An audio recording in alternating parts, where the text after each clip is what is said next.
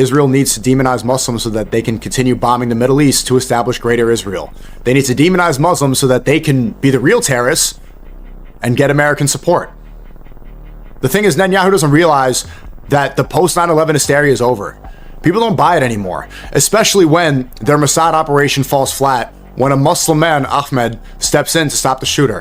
Rest in peace to everybody, and prayers to all the families for that tragedy in Australia today. But the reason I think it's a false flag attack, and obviously I wasn't there, I'm not Australian, I don't have concrete evidence.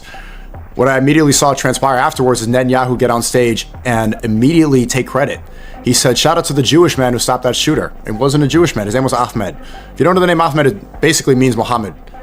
It's not a Lebanese Christian, it's not a Jew like Netanyahu says, it was a Muslim man. Not only that, it's the first day of Hanukkah. And if somebody is skilled enough like that shooter, you could see him using a single bolt action rifle. This is a trained soldier.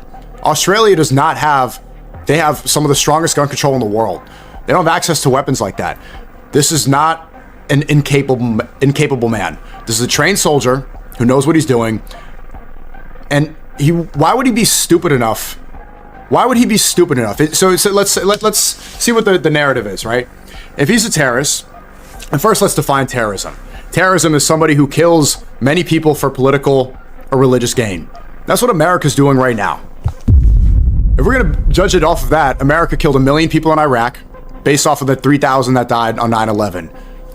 You can talk about what really happened on 9/11. Watch the Tucker Carlson documentary if you're going to call me an anti-Semite. 9/11, come on.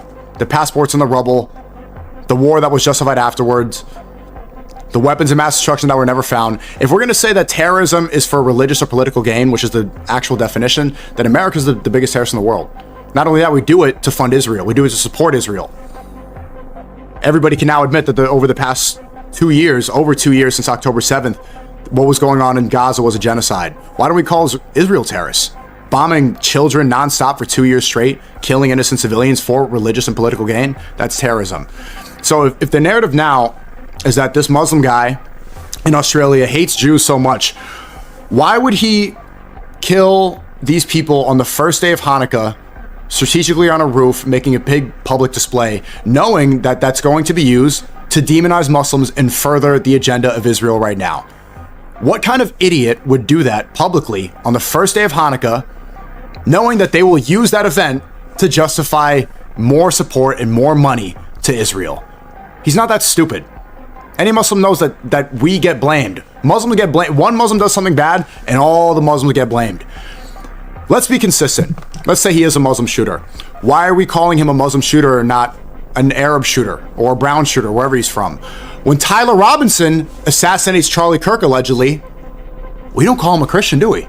Do we call Tyler Robinson the Christian shooter? Born in Utah, probably grew up in a Christian or Mormon family? No, we call him Tyler Robinson and insist that he's trans. He's a trans libtard. We call him liberal. We don't call him Christian. Why not? Oh, because he didn't believe in Christianity. Okay, let's apply that logic. If that guy did kill a bunch of Jewish people on the first day of Hanukkah, do you think that guy really believed in Islam? Do you think that he was a good practicing Muslim? In fact, he was probably worse at practicing it, obviously worse at Islam than Tyler Robinson was at Christianity. But they don't apply that same logic. They blame all Muslims because they need to. They need to have one religion be called the terrorists. What they didn't prepare for, what Netanyahu was extremely upset about and Israel was extremely upset about, they didn't expect a Muslim man to go and ruin that whole strategy, ruin that campaign, to step in there and become the hero. That Muslim guy that stepped in, prayers to him, may Allah bless him and protect him. May God reward him in heaven when he does go, he's still alive, for performing that heroic act, because that immediately outshined the rest of the narrative that they're trying to run with. The playbook is it's old, it's expired. We know by now. And I can see how angry the people that want to spread hate on Muslims are that hero stepped in, and they don't get to use this event to justify more hatred, to justify more propaganda, to justify expanding more and more nukes and more war. Because that's what happens with these events. They will use this, and they already tried to immediately, just like Netanyahu did when Charlie Kirk was assassinated, immediately tried to use it for their own political gain. We're not falling for this anymore.